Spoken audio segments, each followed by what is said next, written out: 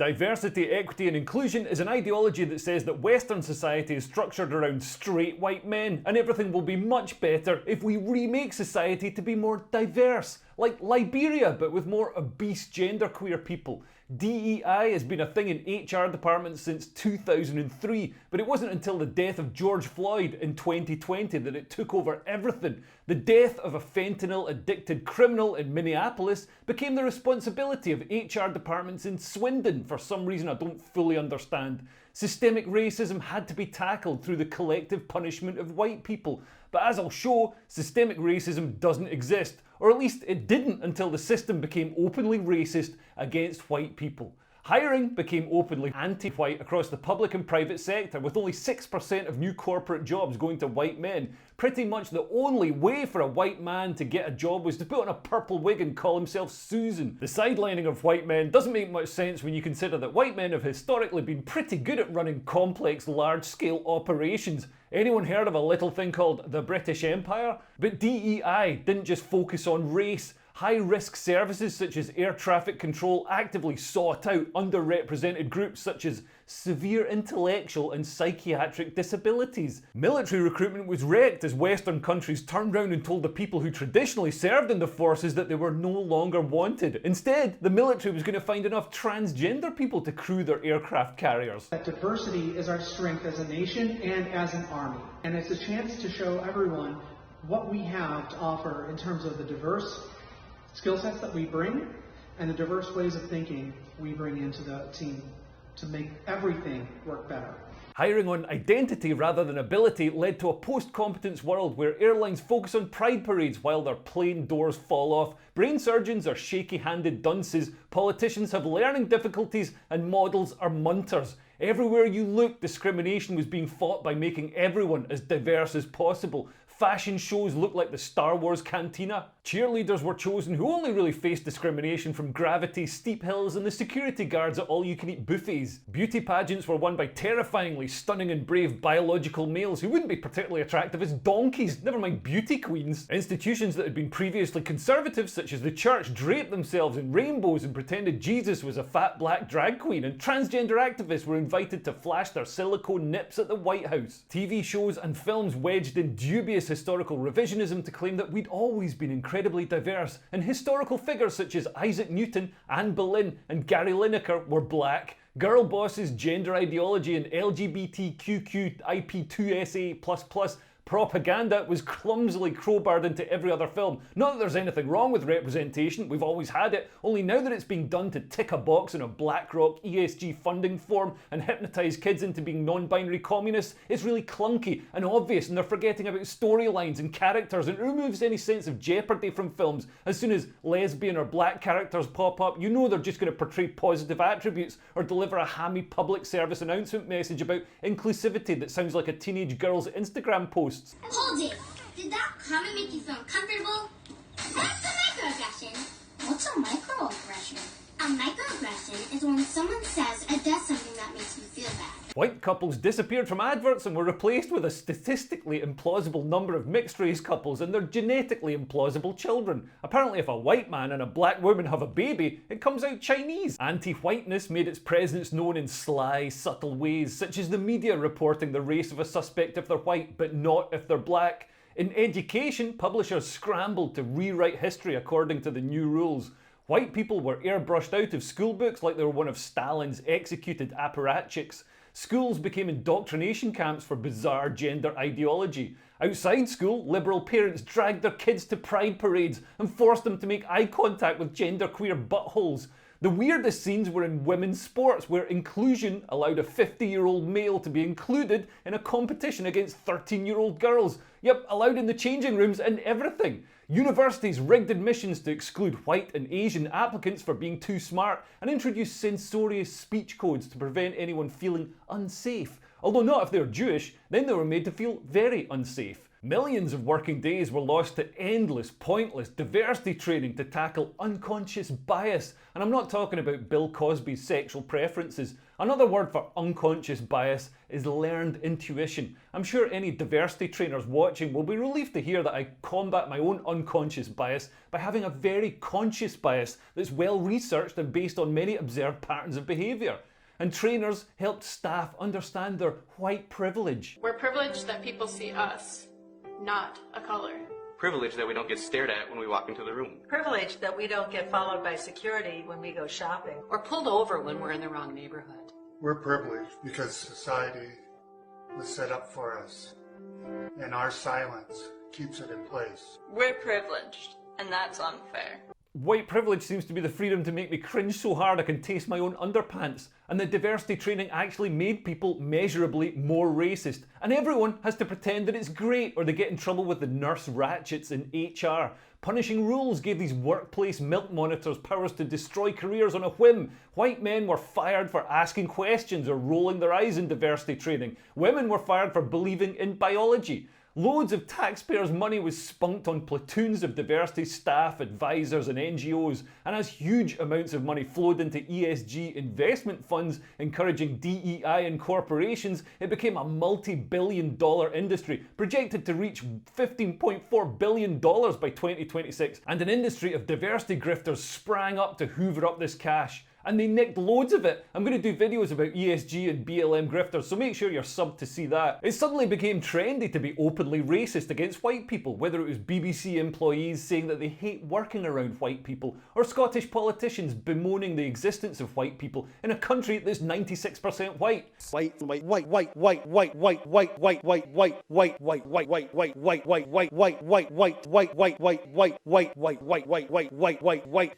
But according to the diversity guru, discriminating against white people based on race isn't racism because racism requires power and privilege, so black people can't be racist. Although, if black people can't be racist, maybe somebody should tell the Hutus and the Tutsis. And if anyone like me questions all of this, then we're displaying white fragility and must be condemned. When you're privileged, equality feels like oppression, say the diversity gurus.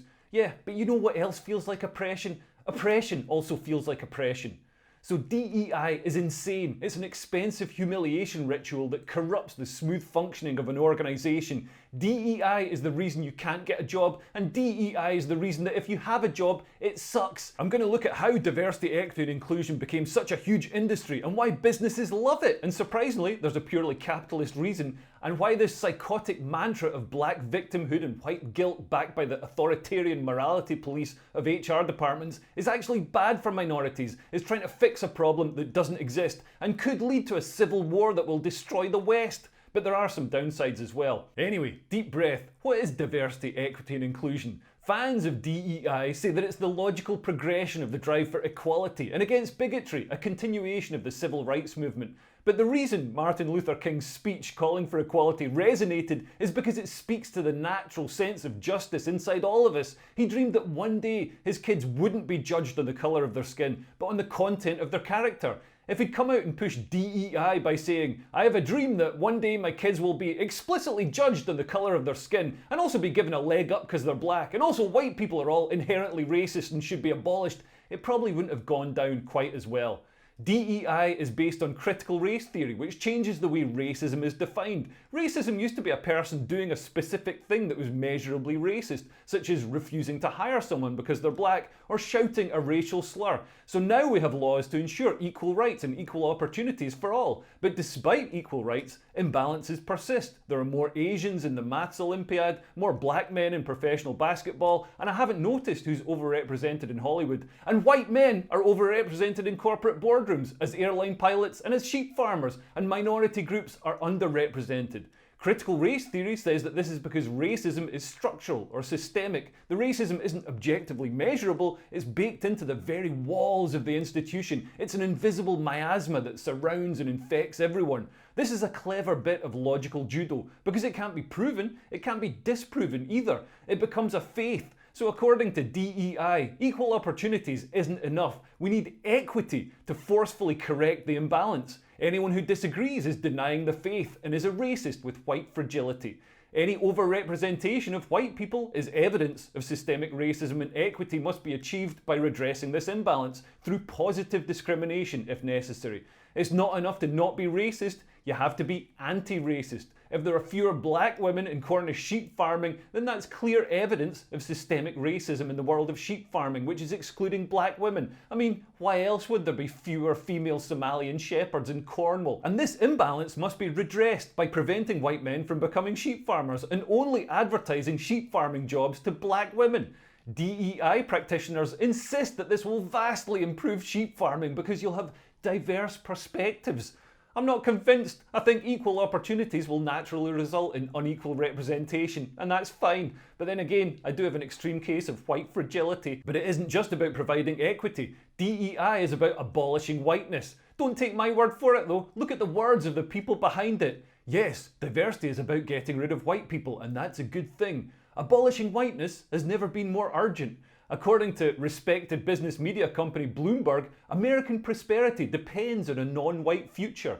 Nice! At least they're not hiding it. And the push to abolish whiteness worked. As I mentioned, Bloomberg reported that only 6% of corporate roles were filled by white men in the year following George Floyd's death, with 94% of new jobs going to people of colour. And to show how completely captured the mainstream is by anti-white ideology, this wasn't announced with any remorse or recognition that it's unjust. It was announced with fanfare, as if it's a good thing. It's interesting that nobody thought that, it's unfair to treat people differently based on the colour of their skin, or stop to reflect on what the consequences could be of marginalising white men from the workforce. They're so indoctrinated, they think it's a natural good, like a Nazi bureaucrat reporting on a pogrom. Nike had a cull of white workers to make space for diversity hires and bragged about it in a corporate report saying, Nike is building more equitable and inclusive practices to empower our current employees. But not the white ones. These charts show how diverse hires increased across all parts of the business, while the white headcount, in dark blue, was drastically stripped back.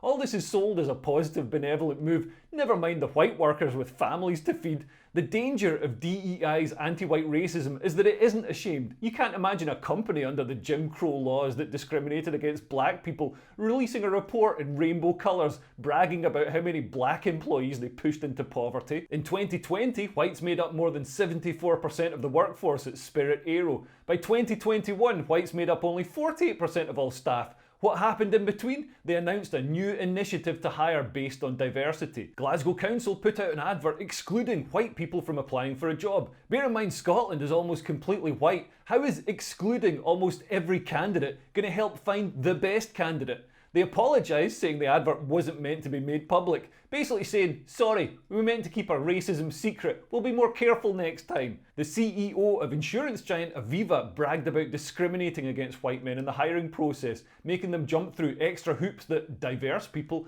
don't have to. If the races were reversed, she'd be in jail for hate crime. An inquiry found that the Royal Air Force discriminated against white male recruits in a bid to boost diversity, and then the military wonder why they're having trouble filling roles. Why would any white man want to risk his life to fight for a regime that discriminates against him?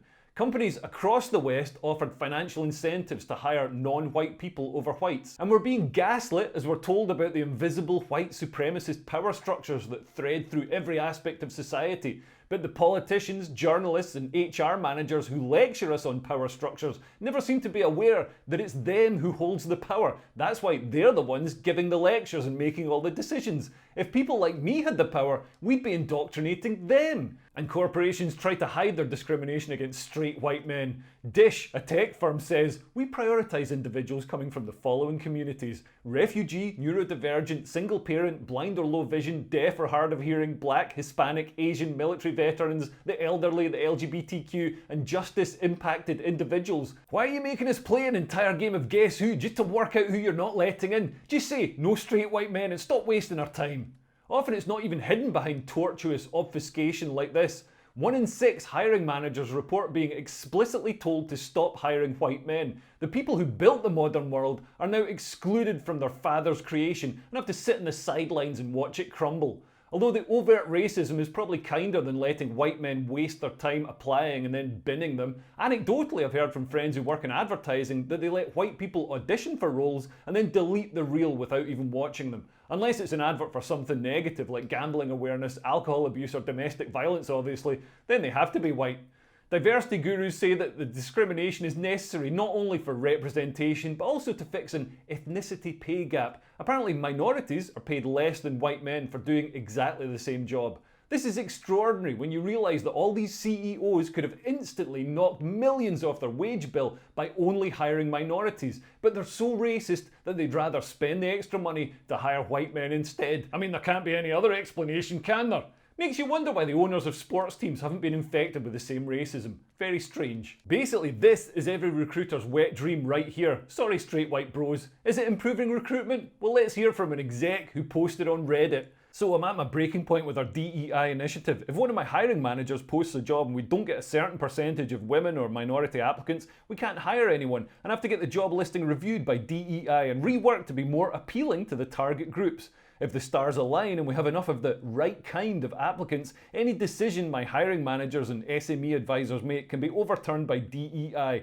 I have multiple maintenance and engineering positions going unfilled. I have DEI handpicks that can't be let go except for extreme willful negligence. I have an engineer who has the English and mathematical proficiency of a middle school student. After my automation manager and I asked HR if they're even doing education checks anymore, supposedly he does have a legitimate degree from a university in Senegal, they got him enrolled at a local community college, but he was unable to maintain a 2.0 GPA. That's some sort of school thing. So he was on paid leave while they figure out what to do with this guy. I get the intent behind DEI, but this has gone beyond insane. I should point out that this can't be proven to be true, but neither can systemic racism, so it does seem that companies are bragging about their diversity just at the same time as they announce failings, such as NASA saying it's more difficult to put a man on the moon now, while showing off their strong independent mission control that don't need no man. Nuh-uh, girlfriend. I mean, it's bad enough when it's models and adverts being hired for their immutable characteristics rather than ability, or fat cheerleaders, or scary looking horses winning beauty pageants, but it's also happening at more mission critical areas, such as medical school and air traffic control. The prioritisation of diversity over experience or ability means we're now living in a post-competence world. In fact, the Federal Aviation Administration, who deal with air traffic control in the States, actually downgraded people with experience. In 2013, under the Obama administration, the FAA scrapped its hiring process based on aptitude test scores and training and replaced it with one that considered applicants' biographies. This gave an advantage to applicants who had been unemployed for the past 3 years, which the FAA believed would result in more racial diversity. I mean, yeah, it might result in more diversity, but is it going to result in applicants who can do the job better? This anti-racism program manages to be simultaneously racist against white people and black people by the casual assumption that black people are more likely to have been unemployed. And if you thought that was bad, the Federal Aviation Administration's diversity push is also focusing on hiring people with severe intellectual and psychiatric disabilities because they're the most underrepresented groups in the workforce. Yeah, and they're underrepresented for a reason. The next 9/11 won't be terrorists, it'll be an air traffic controller with psychosis who thinks he can kill the spiders under his skin by making two 747s kiss each other in the sky. Hey, at least that box got ticked so the HR manager gets a bonus and you can draw down on that ESG funding from BlackRock, which is handy to be honest because you're going to have to pay out in a lot of lawsuits. And it's not just air traffic control that's prioritising diversity over hiring the best candidates. Airlines are too. United Airlines says it wants 50% of pilots trained in the next decade to be women or people of colour, and their training scheme favours diverse candidates. We first met the former flight attendant and mother of two last year when she was among the 51 future flyers in the inaugural class of United's Aviate Academy.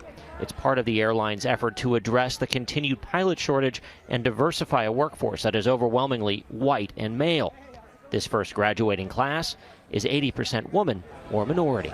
A 2023 report from Boeing said, "Our goal was to achieve diverse interview slates for at least 90% of manager and executive openings, with an actual 92% of interview slates being diverse, resulting in 47% diverse hires.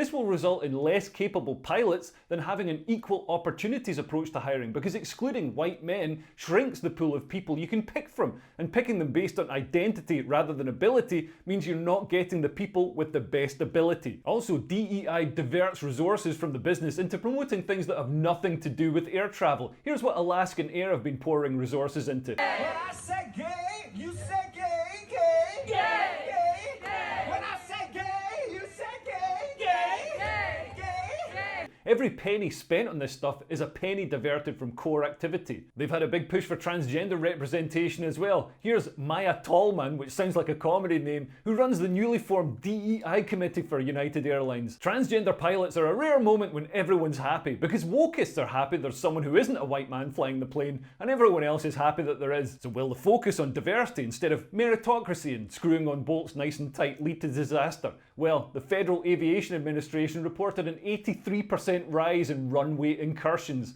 and a door recently blew off a Boeing plane as a result of nuts that hadn't been tightened properly, and the literature promoting diversity in mechanics isn't too reassuring. And a Virgin Atlantic flight was cancelled last week when a passenger looked out their window and saw missing bolts. When it comes to air travel, DEI means you might have to die, but at least when your Boeing nosedives into a mountain, you know you're striking a blow for representation. Honestly, it's impossible to satirise. The Babylon Bee tried by saying, in major win for diversity, airline hires blind pilot. But the guy in charge of diversity at the FAA is actually legally blind. I bet you didn't see that coming. Look, I don't want to be cruel. He's obviously not doing the air traffic control himself. I'm sure he can fulfill his role no problem. But DEI as a whole has a blind spot to how it's endangering people. And under DEI, when organisations try to pursue competence instead of diversity, they can get in trouble. New York City made people who applied to be teachers take a test to prove they knew lots of stuff. I mean, it makes sense. They're teachers. It's good when teachers know lots of stuff. Everyone sat the same test. It was fair. But the city was successfully sued by black and Latino teachers who argued that people's experiences and knowledge are always shaped by race. So the test is culturally biased against people of colour who are less likely to know the answers to questions about, for example, modern art. Payouts totaled nearly $2 billion, with failed teachers getting millions each. And diversity has destroyed military recruitment. They've pushed anti-white politics so hard they've alienated their traditional support base. Military families, who've had generation after generation go into the army, are telling their sons not to bother signing up. And why would anybody want to fight for a regime that puts them at the bottom of the pile, sneers at their patriotism, and says they want to abolish whiteness? Imagine the people who defeated the Nazis, then being called Nazis by some diversity wank who sits behind a desk. To paraphrase Muhammad Ali, no Chinese man ever called me racist. The only white people who seem to be welcome are trans. I can't think of any operational benefit of the attempt to increase trans representation in the army, except that if a Houthi rebel comes face to face with a trans soldier, he'll get distracted by comparing frocks. I'm going to do a video specifically on military recruitment and what it means for the future of the West, so make sure you're subscribed if you want to see that. And DEI doesn't just affect hiring, it introduces a load of rules and training to the workplace as indoctrination and punishment, and an opportunity to fire any white men who don't bend the knee to the cult. Just last month, Lloyds Bank were ordered to pay £500,000 in compensation to Carl Borg-Neil, a white man who'd been fired for asking a question in racial awareness training. After being told the online training session was a safe space and there were no wrong questions, it turns out it was actually quite an unsafe space and there were some wrong questions. Carl asked if he should object to the N-word being used by black people. Unfortunately, he used the actual word, hard R and everything. Yeah, I know, but he's got dyslexia. And the training was about these words. It's like having training about kangaroos and not being allowed to say the word kangaroo. The trainer, Naomi Osei, was so upset she had to take a week off. A week off? Listen, I know it's a bad word, but it's just a word. He didn't cast a magic spell, but his 30-year career went up in a puff of smoke anyway. Carl could have just let it slide like so many people do in that situation, and he risked losing his house in the fight to clear his name, but his victory is a much-needed line in the sand. It's not the worst example of weaponised training though. A researcher who raised the alarm about the abuse of children in Rotherham and the fact that most of the perpetrators were of Pakistani descent was told she could be sacked and was sent on a diversity awareness course to learn how to ignore such inconvenient facts. A doctor with 25 years experience was suspended for asking a Muslim woman to remove her veil during a consultation as he had trouble understanding her, even though understanding a patient is kind of important for doctors to diagnose them. The Medical Practitioner Tribunal Service called his actions deplorable and suspended him for 9 months, and he was sent on diversity training to learn not to ask women to remove veils when he can't hear them. Not sure how this is going to result in better medical care for the women, but hey, at least you won't get fired. A whole industry has sprung up of diversity gurus who offer training and speeches, often at a very high price, such as Syra Rao and Regina Jackson, who charge liberal white women thousands of dollars to berate them for being racist. It's interesting to see how the natural desire of liberal women to be subjugated resurfaces.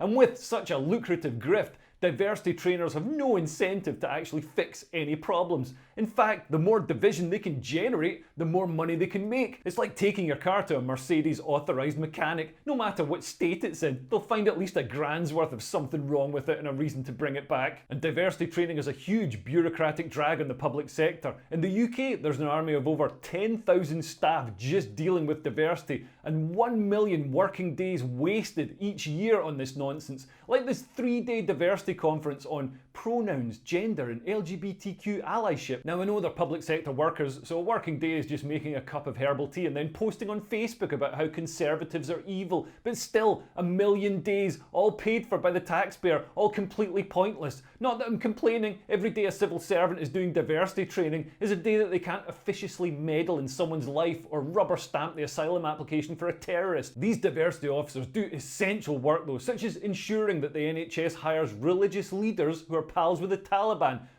Diverse. I swear to God, diversity stuff just gets in the way of people doing their jobs. Here's diversity training for people giving CPR to resuscitate someone who's dying. Hi, welcome to Training Tip Tuesday. Today's training tip is going to be incorporate diversity into your CPR training. Diversity in bystander training is crucial to ensure all members of your community receive proper care and the attention that they need in an emergency.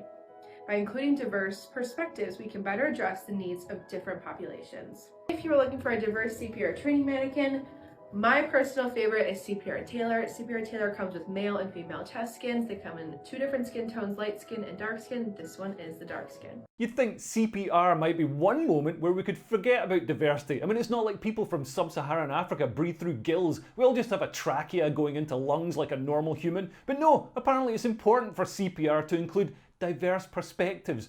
Don't shout, is anyone here a doctor? Shout, is anyone here a marginalised gender identity who'd like to combat structural discrimination by reading about diverse perspectives next to this rapidly expiring corpse? Of course, they've even got a black mannequin for people who can't allow their lips to touch a white one. And training is a way of enforcing ideology. A teacher was temporarily placed on leave and required to take Gender Inclusion 101 training after suggesting to a student that some trans youth regret transitioning, even though that's just a fact. The government is finally recognising the danger of paying left-wing ideologues to indoctrinate staff, but it's mad this is only now happening after 14 years of Tory government. They've been paying people who hate them to convince their staff to hate them too. Diversity, equity and inclusion rules are enforced by HR departments who police behaviour to a Stasi-esque level. When eradicating racism in a workplace, the CIPD, which is the governing body for HR professionals, says that racist microaggressions can be facial expressions, tone of voice, gestures, choice of words, nuance and syntax. You feel a sneeze coming on and a black person walks past, boom, you're in a tribunal. Man, a team of forensic police officers and a jury of 12 men couldn't be trusted to objectively measure whether somebody had resting bitch face or active racist face, but were expected to believe that Samantha, who works in HR because she didn't do well in her exams, is equipped to be the divine arbiter of intention. I swear to God, these are the same women who'd be behind the Salem witch hunts, able to identify who'd turned the milk sour in the cows. The behaviour of staff outside of work is monitored by HR goons too. A social worker called Rachel Mead was sanctioned for hate speech after one of Rachel's Facebook friends complained that she'd liked posts that mocked gender ideology. Rachel Mead's employers suspended her after ruling that her actions could be perceived to be derogatory and potentially discriminatory to members of the transgender community. Happily, a tribunal found that it's actually okay to like posts making fun of gender ideology, and she won her discrimination case. But often, in cases like this, it's the process that's the punishment, not the result. And HR diversity departments aren't just anti-white, but anti-Christian too, because Christianity is seen as the straight white man of religions and part of the West's colonial bias. My friend works for a major software company and their HR department strenuously recognises every possible non-native religion, sending out emails and arranging events for Ramadan, Eid and Diwali. But for Christmas, they sent one email out wishing everyone a happy end of calendar year break. And while companies openly celebrate the most esoteric holy events, hey guys, it's Ramadan, there are cupcakes in the breakout area. Anything enjoyed by the majority must be suppressed to ensure equity. Ironically, as Christianity receded as a religion and a force for social organisation across the West, the religion of social justice and DEI has swept in to replace it. Is it a coincidence that DEI is Latin for God? Universities are where all this nonsense kicked off with the invention of critical race theory, which splits the world into oppressors, aka white men, and oppressed, aka everyone else. Universities poured money into black studies departments and research that seems steered more by ideology than concrete evidence. They publish research that says that slaves in Jamaica invented complex metallurgical processes. They almost certainly didn't. And the Black Death predominantly affected black people in London. I mean, it might have done if we'd had more than 3. London wasn't on a medieval trade route and international travel wasn't commonplace. So contrary to what the BBC and Netflix tell you, London was pretty white in the old days. Contemporary fads are projected onto history. A Swedish university decided a Viking was transgender or non-binary or gender fluid. I mean, how do you know? Did you find pronouns engraved onto the longsword? How could they be trans? They didn't even have TikTok back then. No wonder there's so much inaccurate historical revisionism going on, with courses like Afrochemistry promising to explore the intersection of racial justice and chemistry. And with huge sums of money sloshing around diversity departments, some evaporated. Abraham X. Kendi's Center for Anti-Racist Research at Boston University raised $55 million in the years after its establishment in summer 2020. After a couple of years, there wasn't much to show for those millions, and Saida Grundy, a professor who formerly worked at the centre, told Boston Globe, "I don't know where the money is." Well, at least any money that went into people's pockets was spent on fun stuff. The money that was spent on diversity stuff was actively harmful. Look at this Harvard course, Disrupting Whiteness in the Classroom. Why would you want to disrupt whiteness in the classroom? And DEI gave rise to a censorious culture on campuses, with speech policed and pronouns enforced. University staff who didn't bow to the new ideologies were cast out, such as Kathleen Stock, a lesbian feminist who was bullied out of her position at the University of Sussex for questioning self-ID. That's rules that let anyone identify as whatever gender they want, and says that women like me aren't real lesbians. What a bigot. Tell me, Kathleen, if I'm not a real lesbian, how come I've written she, her pronouns in my email signature? Checkmate. I'm not gonna lie, it was kind of fun seeing lefty feminists getting grief after they spent decades giving guys like me grief. A lot of people being crucified by the diversity mob would have been considered safely woke just a few years ago, but the left love eating their own. This ideological drive of DEI and its censorship undermines the core purpose of universities, which depend on free and open debate to divine truth and knowledge. Universities are new churches now,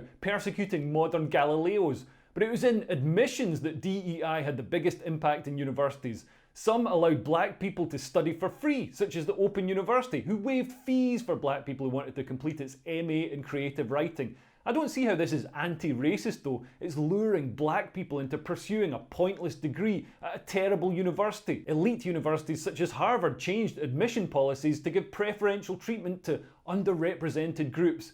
But this wasn't just at the expense of white people. Asian students outperform every other group with an average SAT score of 1,250. That's way above the black and Hispanic average of 950. So they were hobbled the hardest. Serves them right for coming from a culture that values studying hard, if you ask me. Interestingly, diversity gurus label Asian students as white adjacent. I'm not sure that labeling positive traits as inherently white is going to encourage people to abolish whiteness.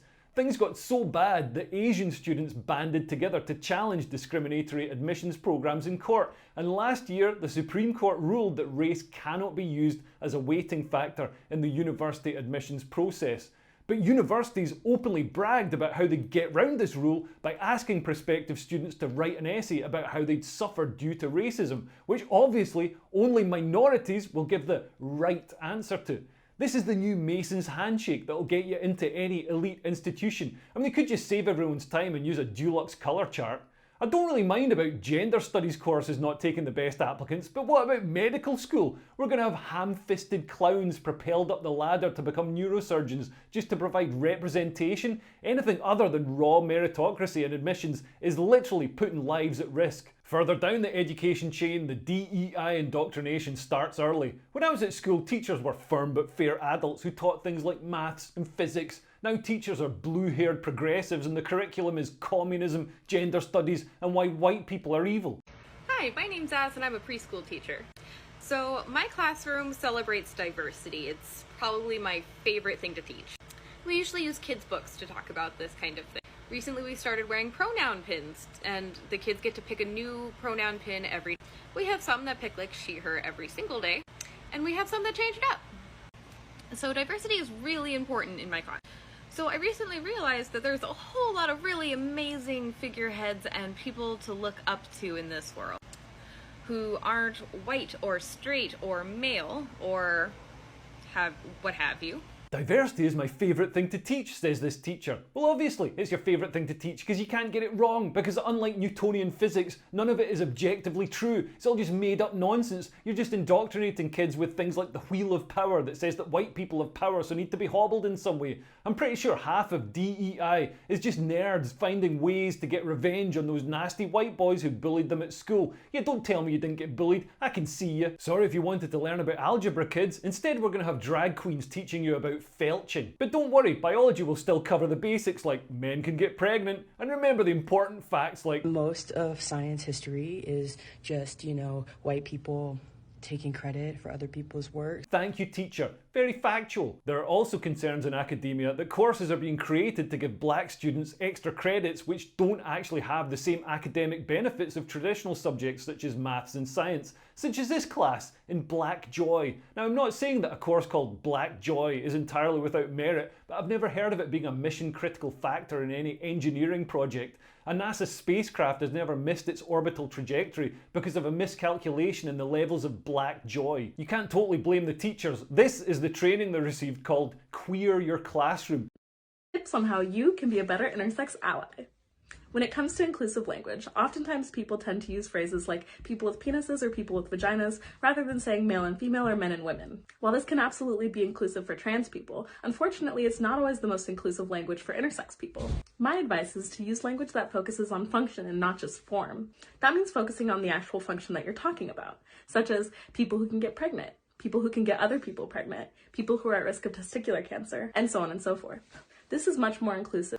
But their diversity is schizophrenic. One moment they're booking school kids in for naked sex performances at the family sex show or dildo monkey buttman. The next, they're teaching the kids how to pray to Allah. I mean, pick a lane. So DEI is pushing a toxic anti-white ideology and making things worse across business, government and education. Even worse, this is all being done to fix a problem that doesn't exist. The West has steadily become less racist since the 1960s. And if you were going to look for a demographic group to target to reduce racism, you shouldn't start with white people, who the data shows are actually less racist than other ethnic groups. This chart shows how racial groups rate other racial groups compared with their own group, and look how closely white people rate all groups compared to the in-group preference and racism showed by other ethnic groups. And 97% of anti-Jewish hate crimes in New York were committed by non-white people. Sorry, diversity bros, but if you want to usher in a new age of Aquarius, the data says whiteness isn't the thing to abolish. In fact, studies show that race is much less important to white people's identities than it is to other races. Crime figures don't reveal an epidemic of racist whites attacking ethnic minorities either, but there is a big discrepancy in interracial violent crimes between whites and blacks. In 2021, the US Department of Justice recorded over 480,000 assaults of whites by blacks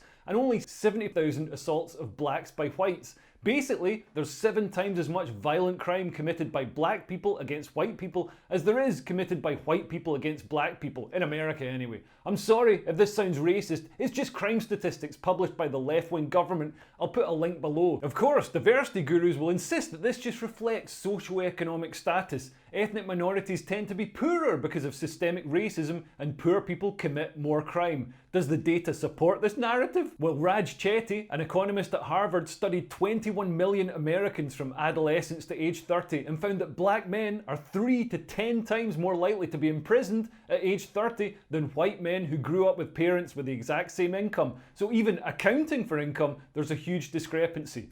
Of course, diversity gurus will then insist that the greater incarceration rate isn't evidence of criminality, it's evidence of systemic racism in the criminal justice system, which targets and punishes black men more harshly than whites. Does the data support this?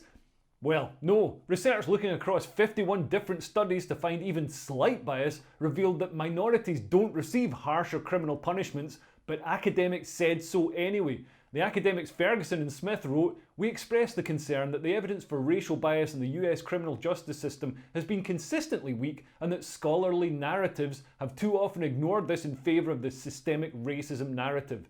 I mean, this is the trouble with a university system that's almost completely captured by left-wing ideologues. Research just isn't allowed to contradict the narrative. However, the more committed diversity gurus will insist that yes, there is a higher crime rate, but this is just because the ethnic minorities have internalised white supremacy. Jennifer Ho is Professor of Ethnic Studies at the University of Colorado. She wrote that when a black person attacks an Asian person, the encounter is fueled perhaps by racism, but very specifically by white supremacy. White supremacy does not require a white person to perpetuate it. I mean, where do you even start with this? I've heard a lot of conspiracy theories, but white people control black people using telepathic white supremacy and direct them to attack Asians is pretty wild. This flat earth level hard-boiled racist bollocks reflects the state of contemporary academia. And claims of systemic racism in policing in Britain don't stand up to scrutiny either. The ethnic distribution of people killed by the police aligns with the ethnic distribution of perpetrators of murder. And if police killings are evidence of systemic bias, then we need to look at gender.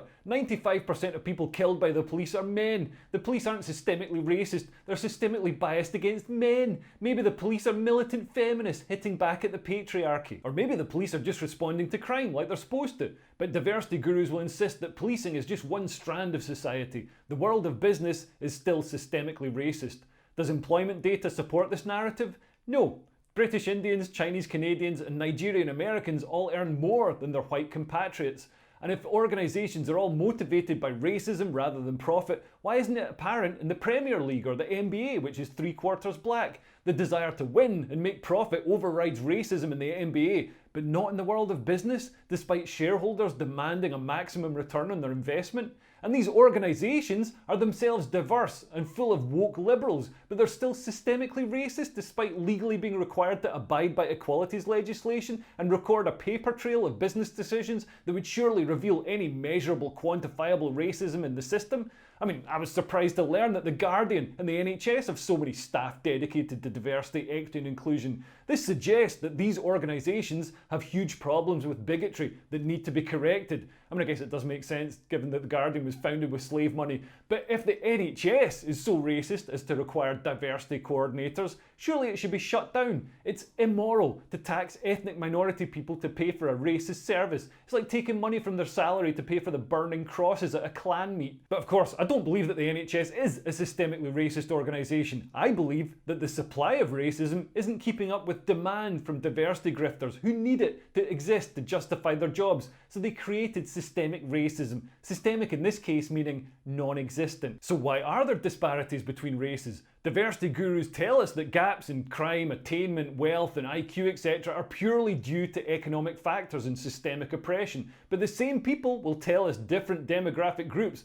have very different identities and cultures and that these differences should be celebrated. So which is it? Are different outcomes the result of systemic bias, or are there cultural differences that would lead to different outcomes? Perhaps meritocracy just naturally results in uneven representation. With equal opportunities, we'll still get more female nursery workers and more male oil rig workers, more white players in darts, and more black men running barber shops that stay open until 4 AM. Or would DEI gurus insist on absolutely proportionate representation of white people in basketball? And why stop at race? Perhaps basketball teams should be forced to include short people, obese people, and people with no arms. According to the logic of diversity, this diversity will improve basketball, but they're clearly talking shite. So DEI is unfair, unnecessary, and bad for organisations. Is it at least helping minorities? No, it gets exploited by people who don't need help, it puts a question mark over the abilities of all diverse people, it leads to more black deaths, and actually increases racism.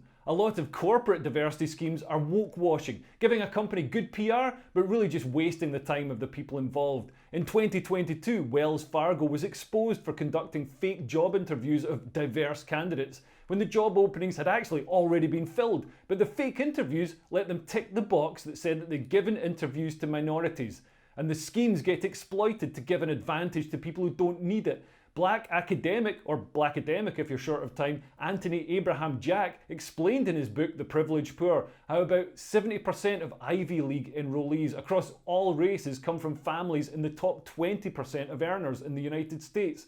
So affirmative action college admissions give extra points to rich black students whose parents could afford tutors, and they deduct points from working class Asians. And minority groups try to use the rules when they don't need them. Jewish groups criticise the Oscars diversity rules, which exclude Jews as a minority eligible for a leg up. So hopefully we'll see those Jews included so they can finally get some representation in Hollywood. And the biggest irony, most of the diversity gurus are white. Robin DiAngelo, Tim Wise, Talcum X, these are all white people making millions from fomenting and exploiting racial disharmony. According to US Census Bureau data, in 2021, 75% of chief diversity officers were white. White people are learning how to get around diversity rules too. Anecdotally, recruitment officers speak of a trend for white people to identify as non-white to be considered for roles. Like Elizabeth Warren, who identified as American Indian on a registration card for the State Bar of Texas because she claims one Native American ancestor from over 200 years ago, making her slightly less than 0.1% Native American. She's about as authentically Cherokee as a teenager at Coachella wearing a headdress. Because they understand the DEI rules, white progressives can exploit them to gain privilege points by identifying as LGBTQIA, but one of the letters further down the LGBTQ spectrum that means you don't actually have to toss someone's salad. Comedian Sophie Hagen says she's queer identifying but has only ever slept with men. Man, you can't identify your way out of being LGBTQ. There are people who literally died fighting real homophobia back in the 70s and 80s, and you're coming in after the battle's been won and scooping up their hard-earned privilege points by identifying. 25% of Gen Zers now say that they're LGBTQIA, but it's just a badge people wear now, just like all these new made-up mental conditions like ADHD. Getting distracted is a health condition you need special treatment for now? Get a grip. It's alright, we can say what we like about ADHD people, they want to watch this far. Much of the diversity movement is just a reinforcement of the class system through the creation of a new lexicon and rituals that only people with the spare time, wealth and inclination would learn. A guy working 12-hour shifts on an oil rig won't be busting out his Guardian subscription to keep tabs on the latest acceptable terminology to describe black people. Is it people of colour? BAME? BIPOC? Global majority? Use the wrong one and the educated elites will know that you're not one of them. Most people have better things to do than worry about their pride flag having the right stripes to represent demisexuals or whatever new group's been added. And the best way for a white elite to signal their status is through racial self-flagellation. A lower class person would never do that, what with all their pride in their nation and culture. Ugh, how common. But you can distance yourself from these oiks by piously hating your own race. How noble. And DEI divides people by race, literally in some cases, such as Sainsbury's, who announced they were providing separate spaces for black employees. Congratulations, Sainsbury's, you've reinvented apartheid. 70 years after Rosa Parks said she didn't want to sit at the back of the bus, Sainsbury's said, "It's a safe space," and shoved her back there. And DEI encourages open racism against white people, which will have terrible consequences for everyone. Makeup brand L'Oreal hired transgender model Monroe Bergdorf, who accused all white people of racial violence and said that our entire existence is drenched in racism. Wow, thank you L'Oreal, please take my money. BBC presenter Nihal Arthanayake gave a speech at a diversity conference saying, "It's really affecting me that I walk in and all I see is white people. The hardest thing is to walk into a room, look around and nobody looks like you." Well, imagine how Indigenous Londoners feel, Nihal, who through no action of their own have become the minority on their ancestors' land. They haven't moved anywhere, they just stayed put. But they don't get to complain or they're accused of racism. Black comedian Sophie Duker, who only a BBC executive could see as a poster child for diverse, disenfranchised urban youth, what with her being from a rich, well-connected family and attending Cambridge, said she wanted to kill Whitey. When we say we want to kill Whitey, we don't really mean we want to kill Whitey, we do. And everyone laughed. Well, they didn't laugh because it wasn't funny, but she got away with it. The First Minister of Scotland, Humza Yousaf, was disgusted that white people held positions in power in a country that's 96% white. And the Mayor of Boston held a Christmas party and only invited black people, and then when she was caught, apologised, saying that she didn't mean to get caught. Politicians use white people's taxes to pay for anti-white campaigns, such as this White Men Pass the Power campaign that was apparently paid £3 million by taxes. Chicago Mayor Lori Lightfoot said she'd only grant interviews to black and brown journalists. As a woman of color, as a lesbian, it's important to me that diversity is put front and center. There's no awareness with these people that their overt discrimination and disdain for white people might backfire and generate resentment amongst people who previously didn't think about race, which is already happening. This poll shows how race relations have plummeted during the time diversity was supposed to be helping us. Even the diversity training itself backfires. Research by Harvard shows the typical DEI training doesn't educate people about bias and may even do harm, partly because it tries to shame people for having implicit bias, and partly because training is transparently being conducted solely to avoid litigation. And data shows that people who believe in systemic racism are more likely to be depressed. So at least there is a silver lining. It's not just attitudes that have been negatively affected by the push for DEI. More black people are dying because of it. This chart shows the sharp and sustained increase in black people dying by homicide, that's the blue line, after George Floyd died. It's almost as if the Black Lives Matter movement backfired massively and led to way more black deaths. The message from diversity gurus is that equality wasn't good enough, nothing will ever be enough. Minorities need to be given preferential treatment and reparations and walking on eggshells forever. What option does that leave people? Keep feeding the increasingly ludicrous demands? Or will people eventually break and say, you know what, shove it up your arse? A generation of white men who'd grown up assuming that skin colour really doesn't matter, that all different outcomes in wealth and crime etc. are just due to socioeconomic factors, are now re-evaluating those assumptions. And DEI places a question mark over the ability of the marginalised groups it's pretending to help. Do you want to get on a plane flown by a pilot who got the job because he's the best pilot? Or a pilot who might have got the job because other candidates were excluded? Would you rather have a vasectomy from someone who knows what they're doing or someone who couldn't carve a turkey? It doesn't matter how many black squares people post on Instagram. If we're being real, when it comes to delicate surgery close to your nutsack, everyone's going to want a white or an Asian doctor because they didn't get a leg up. They had to be better than everyone else to make it. The push for diversity is going to backfire and lead to real-world discrimination. So it begs the question, why are businesses paying money hand over fist to rapidly expanding diversity departments that are an unnecessary expense that provides no tangible business benefit and instead gums up the smooth running of an organisation with unnecessary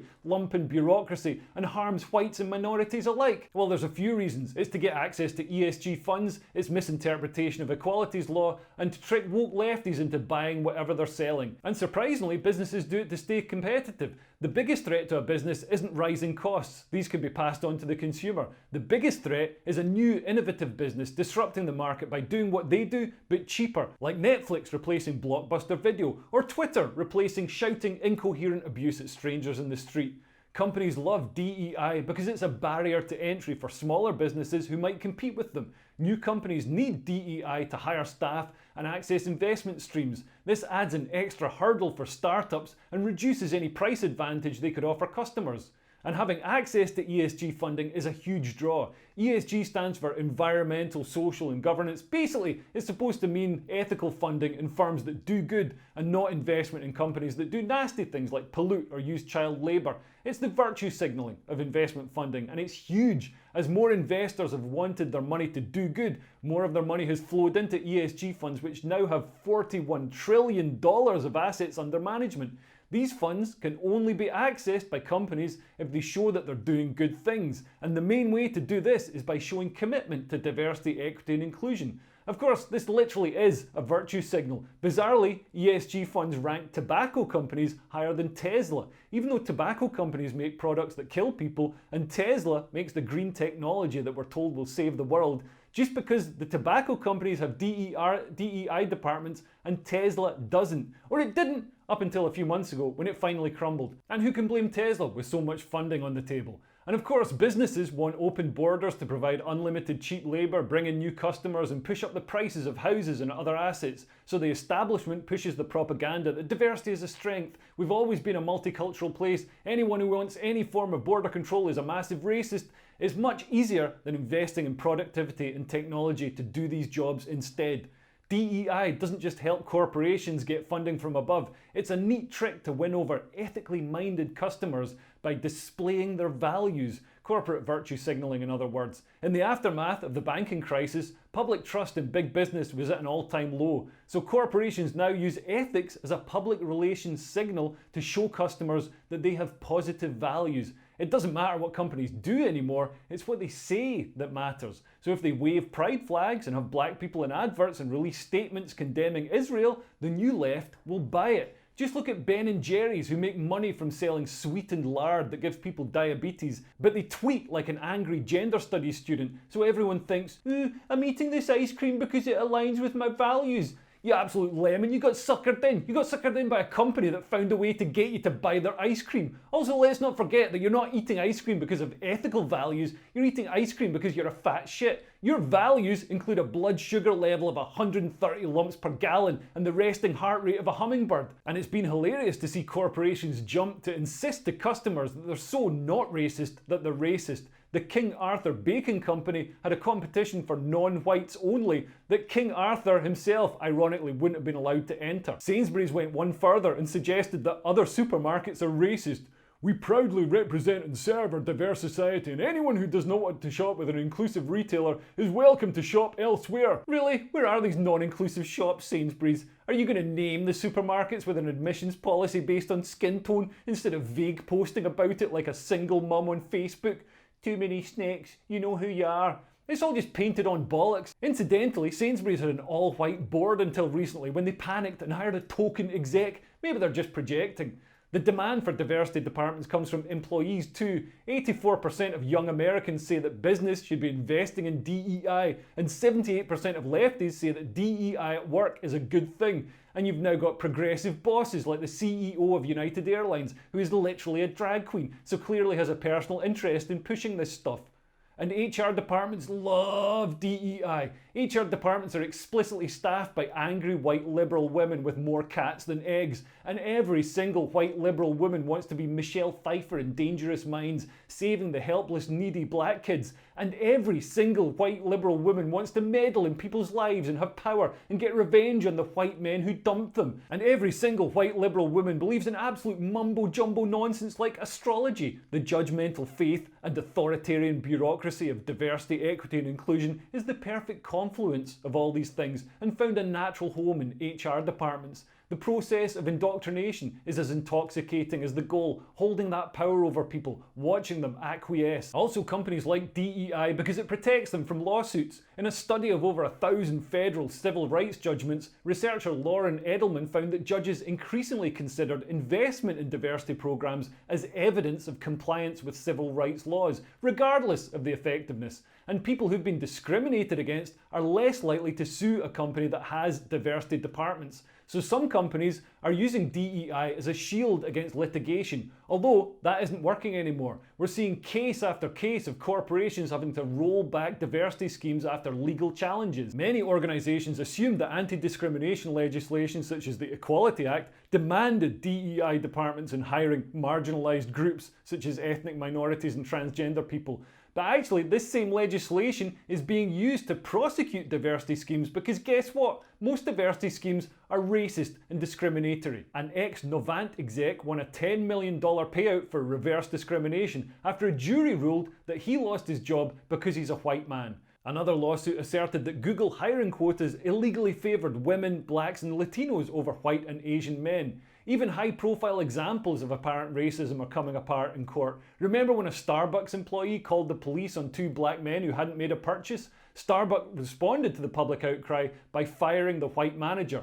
Well, what makes for pleasing PR to satisfy the baying mob on social media didn't satisfy the judge, who awarded the white manager $25 million.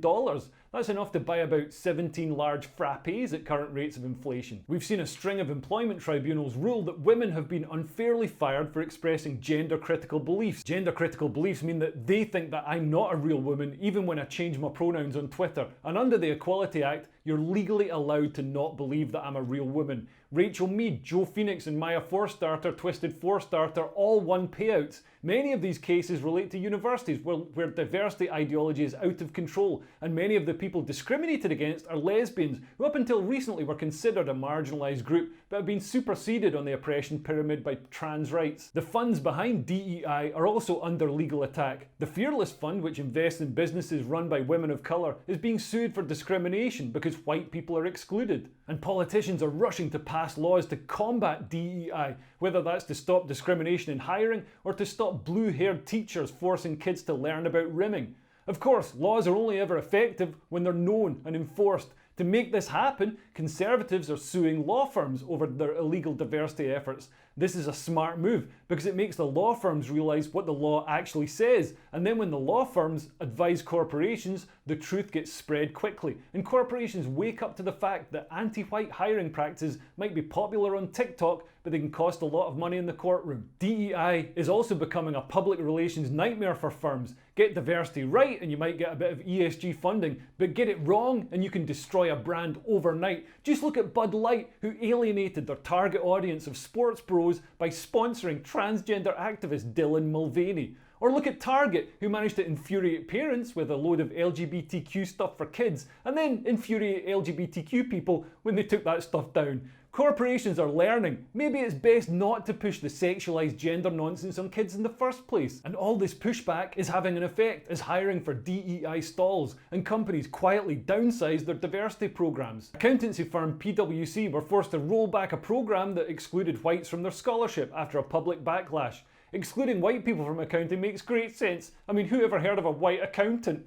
The government is cutting back too, with those 10,000 equality and diversity jobs for the CHOP in the UK. But it does beg the question, what on earth are 10,000 people doing working in diversity in the public sector under a supposedly right-wing government anyway? In Argentina, the incoming libertarian president Javier Milei eliminated the Ministry for Women, Gender and Diversity. Eventually every country will get a Milei, as every country is relentlessly, gradually creeping towards a crappy version of communism. Afuera! Perhaps most damaging for DEI is that the architects of the original civil rights movement are openly criticising it. Clarence Jones, a speechwriter for Martin Luther King and a key figure in the civil rights movement, wrote a letter to the Californian governor Gavin Newsom urging him to remove DEI from the school curriculum, calling it a perversion of history that will inflict great harm on millions of students in our state. He said it promotes black nationalism and blackness over excellence, and Martin Luther King's messages have been forgotten. One former Black Lives Matter activist, Xavier de Rousseau, even went as far as to call DEI anti-white.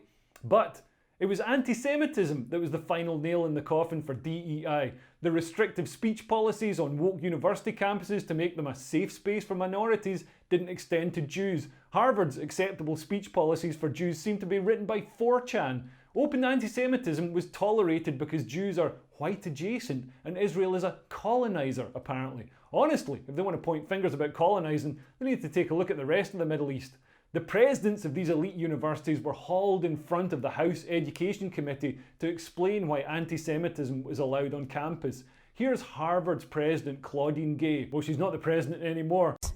And Dr. Gay, at Harvard, does calling for the genocide of Jews violate Harvard's rules of bullying and harassment, yes or no? It can be, depending on the context. The same people who'd report you for hate crime if you misgendered someone are very relaxed about direct calls for genocide, saying, well, it depends on the context. The writing was on the wall, along with the swastikas, and university presidents were forced to resign. It's a shame we had to wait for anti-Semitism to be the tipping point for DEI after years of anti-white racism. Thanks guys, I guess I know where I stand. Now I'm concerned that there's going to be a backlash sparked by DEI's focus on racial divisiveness. People who grew up thinking that race is only skin deep have had DEI drumming into their head that race is of tantamount importance, there are huge differences, and everything is white people's fault. So a lot of people have quietly reflected on this and done their own research, and they're quietly asking awkward questions such as, why are certain countries such failures? Why is life so much better in the West? Why do some cultures give rise to civilizations and others don't? What are the rates of black on white crime and vice versa? If the West is so racist, why do migrants risk their lives to get here? Who sold white people the slaves? Who were the first slaves in the New World? Did Arabs and Africans ever enslave Europeans? What happened in Lebanon when they took in lots of refugees? How did the Roman Empire crumble? Could there be deep-rooted cultural differences that come from living in a seasonal climate where one has to plan and prepare for winter or you die, compared to living in a climate where food and warmth is abundant all year round? What is a country? Is it just a borderless economic zone, or is it a shared sense of kinship, history and culture? Do people leave their cultures behind when they immigrate to the West?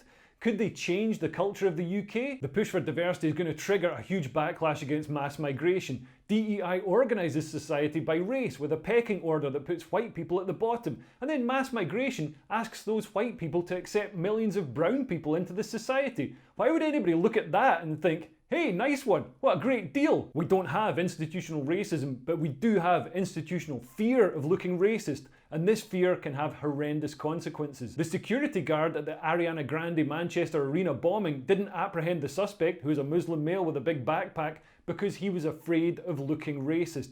Grooming gangs are allowed to abuse children on an industrial scale because people in authority are afraid of being called racist if they intervene. And no wonder, when whistleblowers came forward, they were sent on diversity training or demoted. A Labour MP even retweeted that the abused girls of Rotherham need to shut their mouths for the good of diversity. Incidents like this make it clear who the real marginalised people in society are. The diversity we do need is more right-wing people. If organisations don't have any, people base their opinion on right-wing people on the caricatures presented in the New Statesman or the Guardian, and that's not healthy. Only 3.4% of journalists in America are right-wing, and that's falling. And HR departments have got to get a grip. HR departments used to be one middle-aged woman called Linda with a drink problem, whose only responsibilities were to process payroll, organise the Christmas party, and cop off with at least one colleague at that party. Now they've become jumped-up armies of little Hitlers, a bureaucratic drag on the smooth running of businesses, gumming up the gears and getting in the way when someone wants to hire the best person for a job,